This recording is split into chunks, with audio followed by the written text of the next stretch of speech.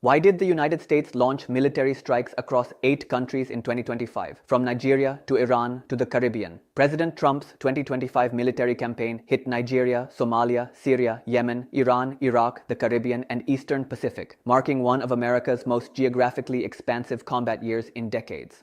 In June, Operation Midnight Hammer sent B-2 bombers 37 hours non-stop to obliterate 3 Iranian nuclear sites with 30,000-pound bunker busters. December's Operation Hawkeye strike dropped 100-plus munitions on 70 ISIS targets across Syria after 2 U.S. soldiers died in Palmyra.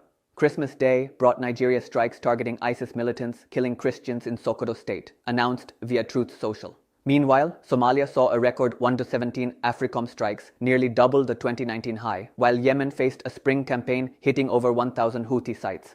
The numbers reveal an unprecedented geographic sprawl. Operation Southern Spear deployed 15,000 troops and a carrier strike group to the Caribbean and Eastern Pacific, conducting 29 lethal strikes on suspected narco-trafficking boats, killing 105. On December 22nd, U.S. forces sank a semi-submersible narco-submarine, the second such strike since October.